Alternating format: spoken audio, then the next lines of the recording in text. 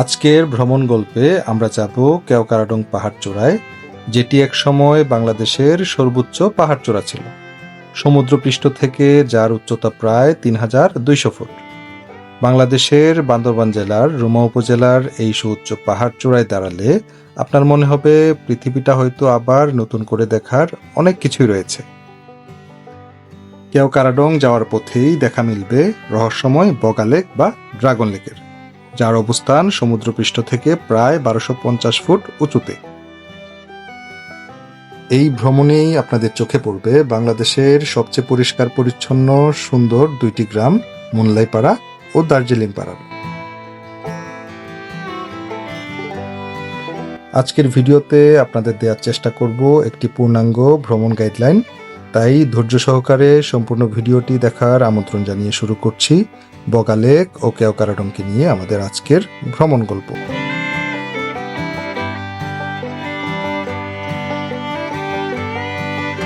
আমাদের এবারের কেওক্রাডং ভ্রমণ যাত্রাটি শুরু হয়েছিল ঢাকার আরামবাগ বাস কাউন্টার থেকে সেন্ট মার্টিন পরিবহনের একটি স্লিপার কোচ বাসে করে। আমাদের জনপ্রতি ভাড়া পড়েছিল ১৮০০ টাকা।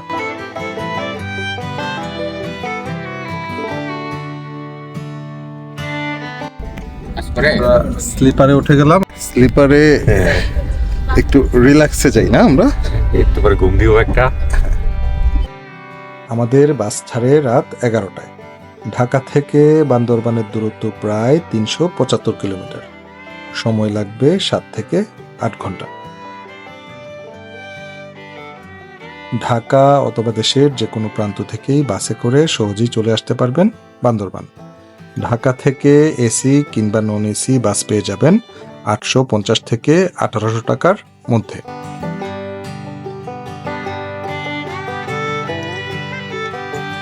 সকাল ৭:৩০ আমরা বান্দরবান শহরে এসে পৌঁছাই।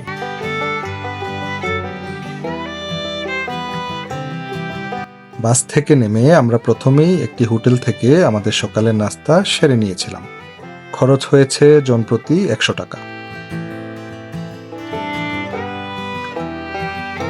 নাস্তা শেষ করে আমরা চলে আসলাম বান্দরবানের ধনেশ চত্বরে।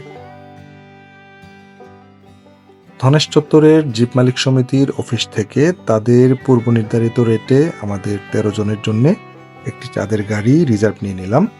বান্দরবান থেকে বগা লেক ও কেওক্রাডং ভ্রমণে ২ দিন ও ১ রাতের জন্য ভাড়া পড়েছিল ১৭,০০০ টাকা। আপনারা সংখ্যায় কম হলে যে কোনো একটা গ্রুপের সাথেও অ্যাড হয়ে যেতে পারেন। সকাল ৯টায় চাঁদের গাড়িতে করে আমরা আমাদের যাত্রা শুরু করলাম কেওক্রাডংয়ের উদ্দেশ্যে। আপনারা চাইলে বান্দরবান থেকে রুমা বাজার পর্যন্ত লোকাল বাসে করেও যেতে পারবেন। এক্ষেত্রে জনপ্রতি বাস ভাড়া পড়বে ১৪০ টাকা। কেওক্রাডং ভ্রমণে বেশ কয়েকটি চেকপোস্টের মধ্যে প্রথমেই পড়বে মিলনঝড়ি চেকপোস্ট। আমরা বাস নিয়ে নিচ্ছি। এই যে ভাই নিষ্ঠার সাথে দায়িত্ব পালন করতেছেন। মিলনছড়ি চেকপোস্ট থেকে সাঙ্গু নদীর এই অপরূপ সুন্দর ভিউটা আপনাদের সত্যি মুগ্ধ করবে। আমরা মিলনছড়ি চেকপোস্ট থেকে আমাদের এনআইডি কার্ড দিয়ে আমরা পাস নিয়ে নিলাম। পাস নেওয়ার পরে আমরা এখন আবার আমাদের গাড়িতে উঠব। আমাদের গন্তব্য বগা লেক, ওখানে আমাদের রিসোর্ট ভাড়া করা আছে। বগা লেক থেকে আমরা আজকেই চলে যাব কেওক্রাডংয়ে। বলে রাখা ভালো, বান্দরবান থেকে কেওক্রাডং যাওয়ার পথে চেকপোস্টগুলোতে আপনাদের এনআইডি জমা দিতে হবে।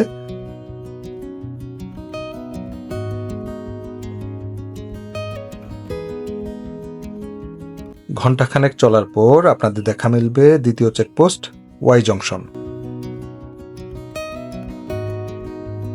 ওয়াই জংশন রোমা রোড, এখানে আরেকটি চেকপোস্ট আমরা পার হলাম। আমাদের এনআইডি কার্ডের ১ কপি করে দেওয়া লাগছে। ছোট্ট একটা বাজারে আছি। দিদি কেজি কত করে? ১০০ টাকা। ১০০ টাকা না? এক নম্বর মিষ্টি ফ্রেশ। হরেক রকম পাহাড়ি বাদাম। দিদি তেঁতুল কত করে এইগুলা? এগুলো কি আপনাদের নিজেদের গাছ দিদি?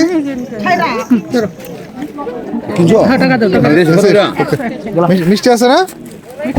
বড়ই কিনে নিয়েছি, পাহাড়ি বড়ই বেশ মিষ্টি।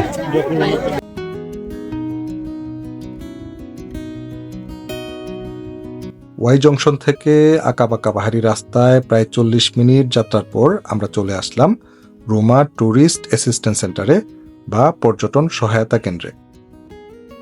এখান থেকে মূলত আপনাকে রুমা উপজেলায় ভ্রমণের জন্য জনপ্রতি 50 টাকা দিয়ে একটি করে পর্যটন তথ্য ফর্ম সংগ্রহ করতে হবে, যার মাধ্যমে পরবর্তীতে আপনাকে লোকাল গাইড ও বগালেক সহ কেওক্রাডং প্রবেশের অনুমতি দেওয়া হবে।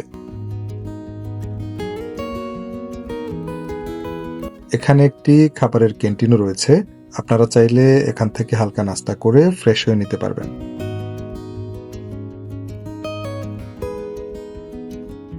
ট্যুরিস্ট অ্যাসিস্ট্যান্স সেন্টার থেকে আমাদের প্রত্যেককে একটি করে ফর্ম দেওয়া হয়েছিল। সেই ফর্মটা নিয়ে রুমা বাজারের গাইড সমিতিতে জমা দিব। ওখান থেকে আমাদের একজন গাইড দেওয়া হবে। এই গাইডকে নিয়েই আমরা কেওক্রাডংয়ের উদ্দেশ্যে যাত্রা শুরু করব। ফাইনালি আমরা চলে আসলাম রুমা বাজারের গাইড সমিতির অফিসে। গাইড সমিতির অফিস থেকে আপনাকে যে গাইড সরবরাহ করা হবে তার থাকা খাওয়া ব্যতীত প্রতিদিনের জন্য গাইড খরচ হিসেবে গুনতে হবে 800 টাকা করে, অর্থাৎ 2 দিনের জন্য 1600 টাকা। সর্বোচ্চ 14 জনের জন্য একজন গাইড বরাদ্দ দেওয়া হয়ে থাকে। এখান থেকেও আপনারা জিপ, সিএনজি কিংবা বাইকে করে চলে যেতে পারবেন কেওক্রাডং। বাইকে ড্রাইভার ছাড়া 2 জন যাওয়া যাবে, ভাড়া পড়বে 2000 টাকা। আমরা আমাদের গাইডকে সঙ্গে নিয়ে রুমা বাজারের চেকপোস্ট পার হয়ে আমরা আবারও যাত্রা শুরু করলাম, উদ্দেশ্য কেওক্রাডং।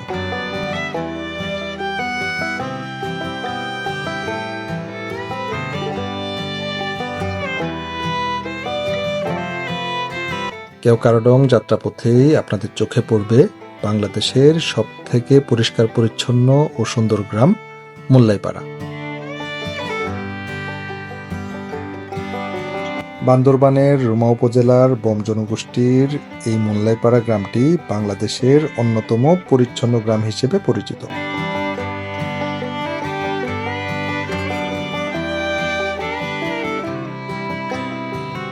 এখন আছি মুল্লাই গ্রামে, ঘুরে ঘুরে দেখছি। আসলে সামনে থেকে না দেখলে বোঝার উপায় নাই গ্রামটা কতটুকু সুন্দর।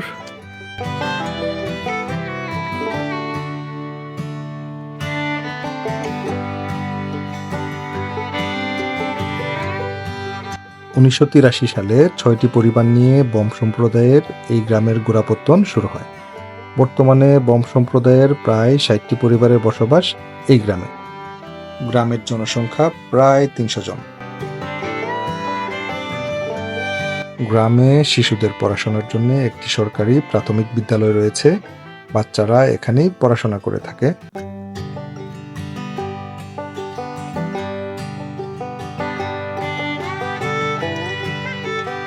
অসম্ভব সুন্দর, পরিষ্কার পরিচ্ছন্ন এই গ্রামটির সৌন্দর্য নিজ চোখে না দেখলে আপনি বিশ্বাসই করতে পারবেন না গ্রামটি কতটা মনোরম।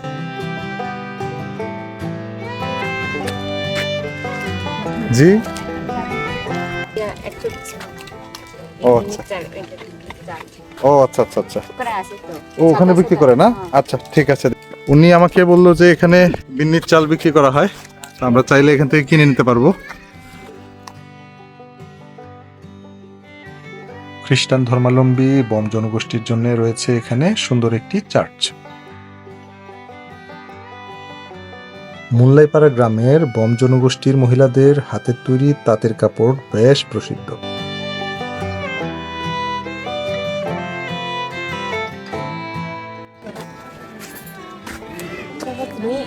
এগুলো কি চাদর? আপনাদের এখানেই তৈরি করা? জি, এগুলো হচ্ছে কোমরটাতে বানানো। আচ্ছা, প্রাইস কত করে এগুলা আপনাদের? এগুলো হচ্ছে আপনার 500 টাকা। নাইস। ফিক্স প্রাইস 500 টাকা। আমরা মুল্লাইপাড়াতে আছি। এখানে যে আপুরা এইটা এলাকা ভিত্তিক করে তাদের নিজেদের ঐতিহাসিক ঐতিহ্যবাহী ড্রেস, চাদর সুন্দর করে বরণ করা। এখানে আপনারা পাহাড়ি ফলও পেয়ে যাবেন খুব অল্প দামে। দিদি, জাম্বুরা কত করে? জাম্বুরা 50 টাকা। 50 টাকা। আর পেঁপে এই বড় সাইজের গুলা কেজি সব কেজি 50 কেজি 50 না?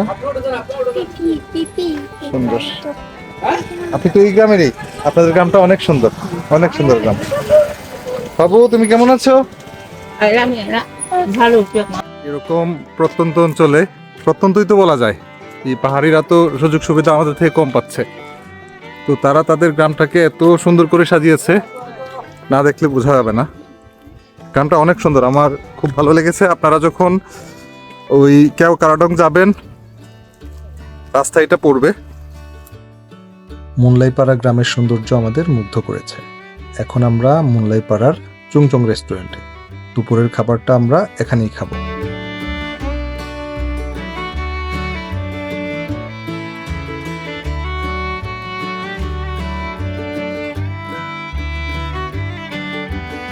এই যে আমাদের রান্না বান্না হচ্ছে এখানে, দেখেই মনে হচ্ছে অনেক টেস্টি হবে। এই যে আপনাদেরকে অনেক অনেক ধন্যবাদ আমাদের জন্য যে আয়োজন করছেন। ঠিক আছে, আর এখানে হচ্ছে বেম্বু চিকেন তৈরি হচ্ছে। বেম্বু চিকেন তো খেয়েছি আগে, কিন্তু এই যে কিভাবে তৈরি করে এটা ফার্স্ট টাইম দেখছি।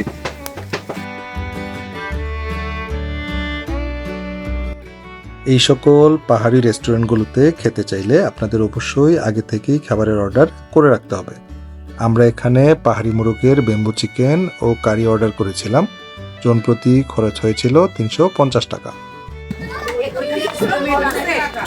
মিষ্টি, হ্যাঁ মিষ্টি মিষ্টি মিষ্টি। Thank you.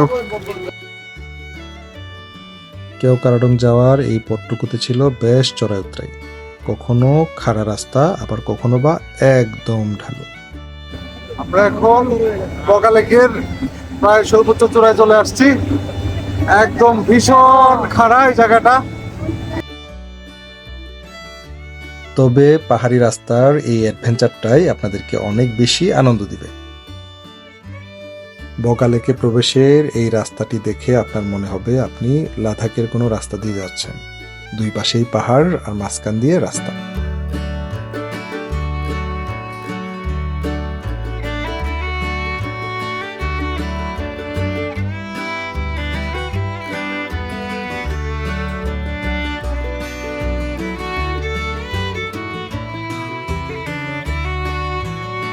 জার্নি কেমন হয়েছে? দারুণ দারুণ। এখন বগালেকে আছি, এখানে কিছু তথ্য হচ্ছে আমাদেরকে দিতে হবে, এখানে যারা দায়িত্বে আছে। রহস্যময় বগা লেক বা ড্রাগন লেক, যা সমুদ্রপৃষ্ঠ থেকে প্রায় 1250 ফুট উঁচুতে অবস্থিত।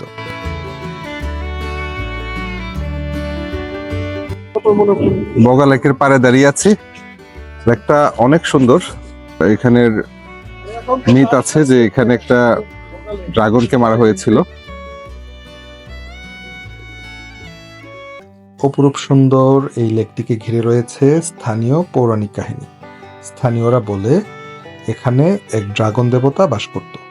স্থানীয়রা গবাদি পশু উৎসর্গ করতেন। এই ড্রাগনের উৎপাতে অতিষ্ঠ হয়ে গ্রামবাসী মিলে ড্রাগনের মাথা কেটে ফেলে। ড্রাগনের লেজের অনবরত লাফানোর কারণে এই লেকের সৃষ্টি হয়েছে। অন্যদিকে ভূতাত্ত্বিকগণ মনে করেন এটি মৃত আগ্নেয়গিরির জ্বালামুখ কিংবা মহাশূন্য থেকে উল্কাপিণ্ডের পতনের ফলে সৃষ্টি হয়েছে।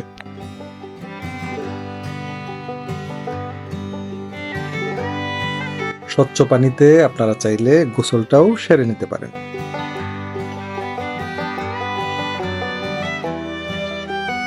এখন আমরা যাব কেউ কারাডংয়ে, বিকালের সূর্যাস্ত দেখব। বগালেক থেকে কেউ কারাডংয়ের দূরত্ব প্রায় 10 কিলোমিটার। আমাদের আধা ঘন্টার মতো সময় লাগতে পারে। কেউ কারাডং যাওয়ার পথেই আমাদের পড়বে বগালেক ভিউ পয়েন্ট। এই পাহাড় থেকে বগালেকের ভিউটা আপনাদের মুগ্ধ করবে।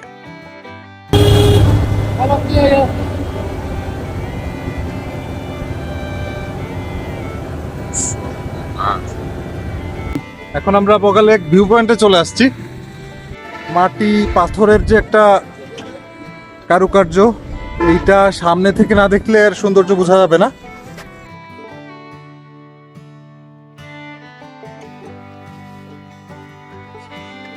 ওয়াও, অসাধারণ দৃশ্য, অসাধারণ। দেখতে পাচ্ছি এখান থেকে বগালেকটা দেখা যাচ্ছে, পাহাড়।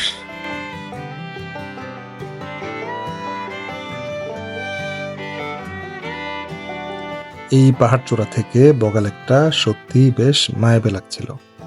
এই ভিউ পয়েন্ট থেকে আমরা আবারও আমাদের যাত্রা শুরু করলাম। এখন আমাদের গন্তব্য কেওকারাডং-এর পাহাড় চূড়া দেখা।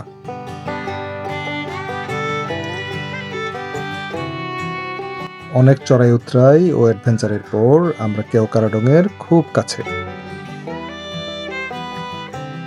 অবশেষে আমরা চলে আসলাম আমাদের কাঙ্ক্ষিত গন্তব্য কেওকারাডং-এ।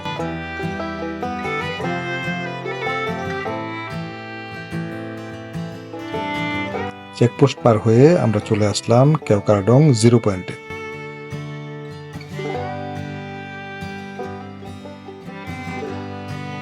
একসময় এই কেওকারাডং ছিল বাংলাদেশের সর্বোচ্চ পাহাড়চূড়া। তখন একে বাংলাদেশের ছাদ বলা হতো। এখন আমরা সিঁড়ি বেয়ে চলে যাচ্ছি সামিট পয়েন্টে। সামিট পয়েন্টের উচ্চতা ৩,২৩৫ ফুট।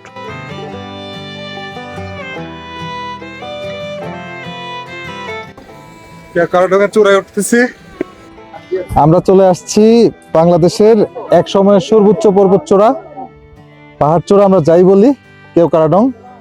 ছোট সময় বইয়ে পড়েছি, আর আজকে নিজ চোখে দেখছি, এটা অন্যরকম ভালো লাগা। আমরা প্রতি বছরই বন্ধুরা মিলে ঘুরতে আসি, আর এইবার আমাদের প্ল্যান ছিল আমরা কেওকারাডং এর চূড়া দেখব। এইখানে আছে, এইটাই এখানের সব থেকে পুরনো, আর যা আছে সবই নতুন করে করা হয়েছে। এর আগে এখানে আসার জন্য রাস্তাঘাট খুব একটা ভালো ছিল না, হেঁটে হেঁটে ট্রেকিং করতে হতো। আর এখন সরাসরি আমরা বগালেক থেকে আমাদের গাড়িতে করে চলে এসেছি। চমৎকার রাস্তা সামনে, আমাদের হাফ অ্যান আওয়ারের মতো সময় লেগেছে। তো আমরা ঘুরে ঘুরে দেখব এই কেওকারাডং-এ কি কি দেখার আছে।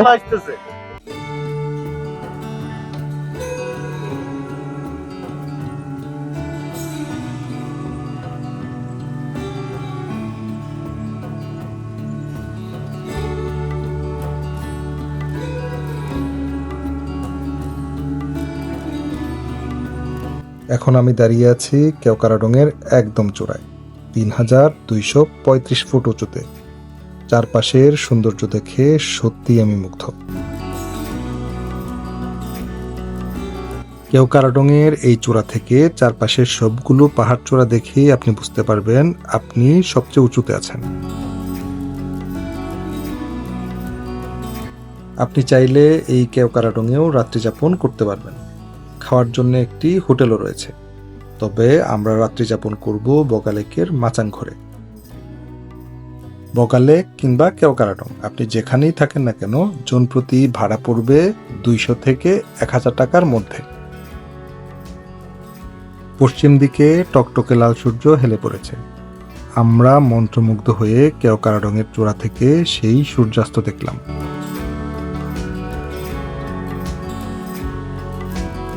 সূর্যাস্ত দেখে কেওকারাডং থেকে ফেরার পথে আমরা নামলাম দার্জিলিং পাড়ায়।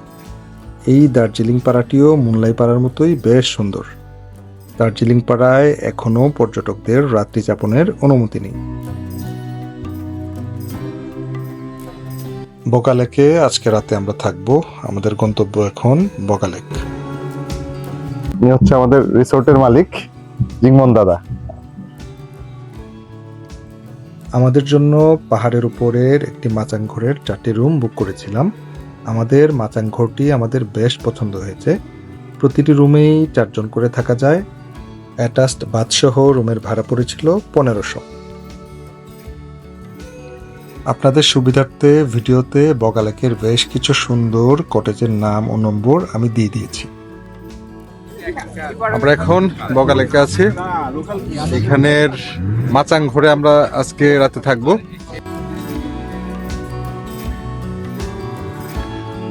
বলে রাখা ভালো, অবশ্যই পাওয়ার ব্যাংক সাথে রাখবেন। এখানে বিদ্যুৎ কিংবা মোবাইল নেটওয়ার্ক কোনোটি আপনি পাবেন না। এখানে জেনারেটর কিংবা সোলারই একমাত্র ভরসা। আমরা রাতে বেশ কিছুটা সময় বগালেকের আশপাশে ঘোরাঘুরি করলাম। আমাদের বারবিকিউ তখন রেডি। বারবিকিউয়ের জন্য জনপ্রতি আমাদের খরচ হয়েছিল 200 টাকা। রাতে খাবার শেষে মাচাং ঘুরে বসলো আমাদের গানের আড্ডা। ঈদের হাওয়ায় মন ভিজেছে, জানালার পাশে ছাতা মাহরবি, বাগান বিলাসী হেনা দুলেছে, আজ কেন মন উদাসী হয়ে। আমাদের ঘুম ভাঙলো সকাল 7টায়। নাস্তা সেরে ফ্রেশ হয়ে আমরা হোটেল থেকে 8টার দিকে চেক আউট করলাম। আজকে আমরা চলে যাব বান্দরবান শহরে, সেখান থেকে আমাদের পরবর্তী গন্তব্য দেবতাখুম। আপনাদের সকলের সুবিধার্থে খরচ সহ ভ্রমণের সকল তথ্য ভিডিওর ডেসক্রিপশন বক্সে উল্লেখ রয়েছে, চাইলে দেখে নিতে পারেন। আজকের মতো ভিডিওটি এখানেই শেষ করছি। দেখা হচ্ছে নতুন কোনো ভিডিওতে। ততক্ষণ পর্যন্ত ভালো থাকবেন, সুস্থ থাকবেন।